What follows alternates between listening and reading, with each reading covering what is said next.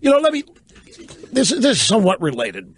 Because in the sports drive-bys, they won't let go of this Colin Kaepernick thing. They just won't let it go. Oh, speaking of which, in fact, let me tell you what's coming next.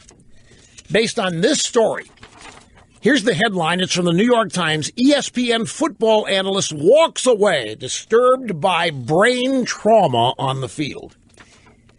Ed Cunningham, 48 years old, a former NFL player, resigned as a college football analyst for ESPN and ABC in the prime of his broadcasting career. If Ed Cunningham had not already seen enough, he would be back in a broadcast booth on Saturday afternoon, serving as the color analyst for another top college football game, televised on ABC or ESPN. It is the work he has done each fall for nearly 20 years, but Cunningham resigned from one of the top jobs in sports broadcasting because of his growing discomfort with the damage being inflicted on the players he was watching each week. The hits kept coming right in front of him until Cunningham said he could not in good conscience continue his supporting role in football's multi-billion-dollar apparatus.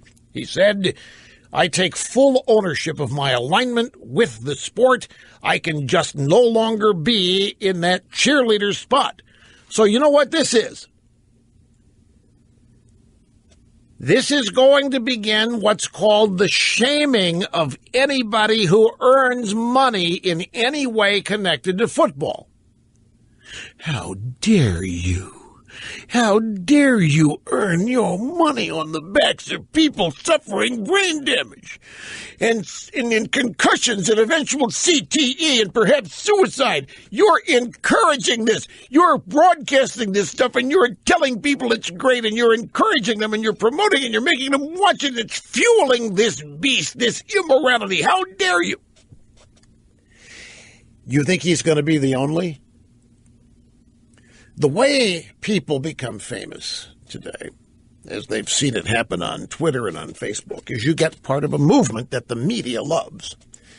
Well, right now, we live at a time where the media is predisposed to oppose and try to destroy anything that is distinctly American. And in that list of things is the National Football League and football, college, high school, you name it. It is a uniquely American game. And that's why they love Kaepernick. Kaepernick came out and protested not just the country, but the NFL. And this is what the media is. The media is supportive of anybody and anything that is anti-American. All while claiming that they're the best Americans. All while claiming they love America. We journalists love America. We are the biggest patriots. We are the ones who want America to be perfected. We're the ones who want America to reach its glowing ideals. And that's simply a crock. They are part of the Obama-esque group of people that believe this country is flawed and unjust and immoral and deserves to be punished for all of its grievances. And football is on that list because football kills. Football maims. Did I not tell you when this whole thing began with concussions and the social justice warriors getting on this case, I told you it was years ago that the days of the National Football League, or football as you and I know it, are numbered. We just don't know how many they have left, but it's over. And this is just the latest example. So here you have a 48-year-old announcer who is going to be the biggest star he's ever dreamed of being in his life. Nobody ever heard of this guy,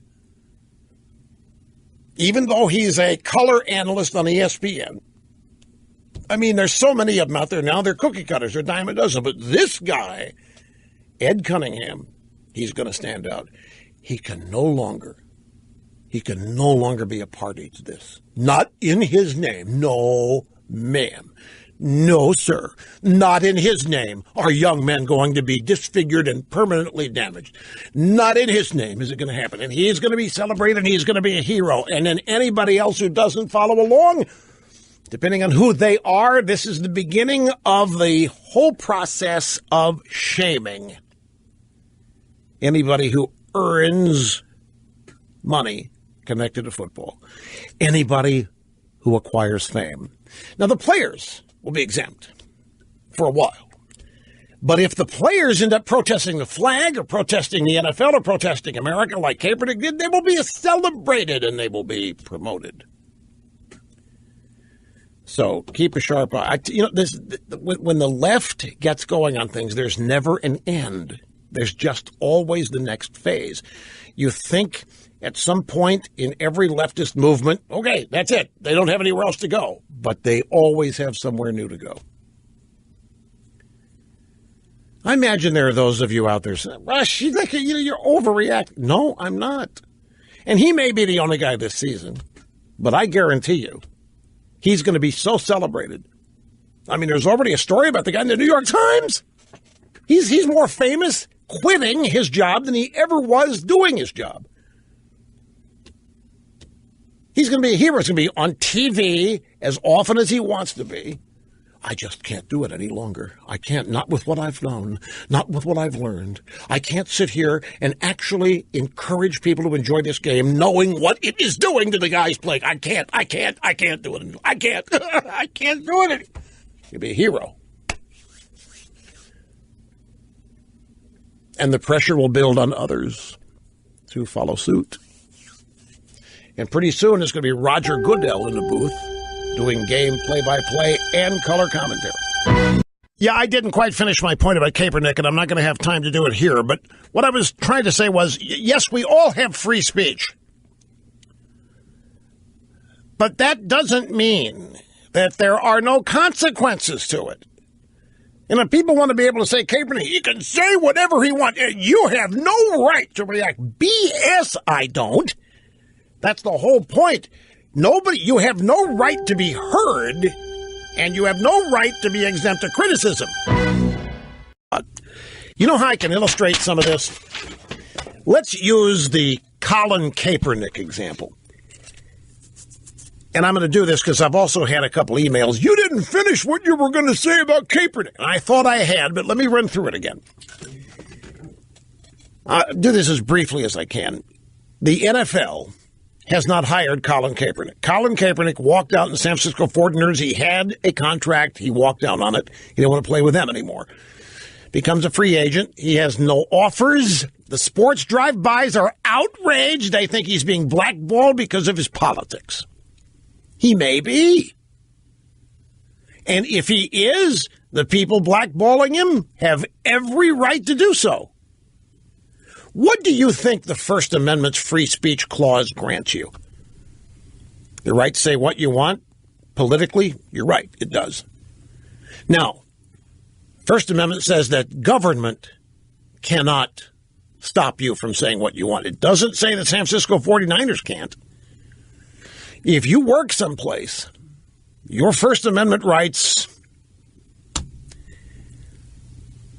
do fall under the policies of your owner or of your boss or of your workplace. This is not a fine point, but the larger point is this. The media is trying to portray Kaepernick as a hero for courageously and with great guts criticizing his own country and criticizing the bias and the prejudice and the murderous police. It takes guts and courage. Now, there's every entitlement. Kaepernick, anybody else, has every right to say what they want to say about that. But two things are incumbent here. No one has the right to be heard. And this I find, when I say this to people who think they understand the First Amendment, that shocks them. Because they've never thought of it that way. Yeah, you can say what you want, but nobody has to listen to you. The second thing is, you have the right to say what you want. You have the right to believe what you want, but you do not have the right to not suffer any consequences from it. So if you are going to make a case as a player in the NFL that your country is rotten, that your country misteaches people of color, you're going to say what Kaepernick said, then you've got to be willing to accept the consequences of what you said. How many people do you think believe that Kaepernick should be applauded for courage and not have to suffer consequences for what he said? How does that work? Everybody, there's a price. There are consequences. There's going to be a reaction. Not everybody's going to agree with everything that anybody else says. Kaepernick is not a victim, but they're trying to portray him as a victim. He went out and he said courageous things. He had the courage to criticize his own country. And for that, he should be made a hero? That's not how it works. Nobody gets to, you don't get to go out and say provocative things and then be immune from criticism or consequences. Everybody is. And so that factors into what you're going to do. If you're going to go out and you're going to say things that are going to make it harder for the people who might hire you to do business, it makes perfect sense they wouldn't hire you. Now you add to that these people may believe you're not any good anymore. But if Kaepernick isn't being hired because of what he said, that's perfectly normal.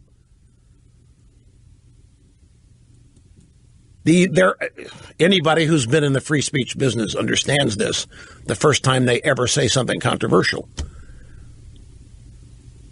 Why do you think most people shut up?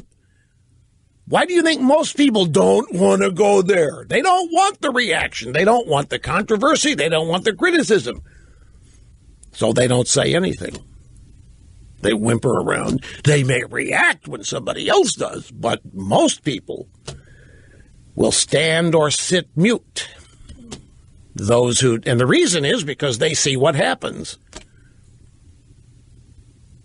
Now, some of the responses, some of the circumstances, not fair, admittedly, but in a free and open society with the First Amendment guaranteeing political speech, there are consequences and there are ramifications. And the point is, the First Amendment does not grant anybody immunity from the consequences of what they say or from the reactions from people to what they say.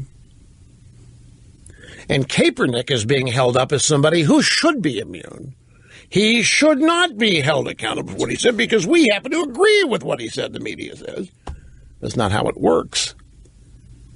If you're a football coach and you believe your team needs discipline and focus, if they're to have a chance, the last thing you want is a circus. For whatever reason. Talk to Tim Tebow. Tim Tebow, the exact opposite of Kaepernick, loves America, is a born-again proselytizing Christian. Why do you think he's not in the league? A lot of people think because there's anti-Christian bias, Mr. Limbaugh. There may be.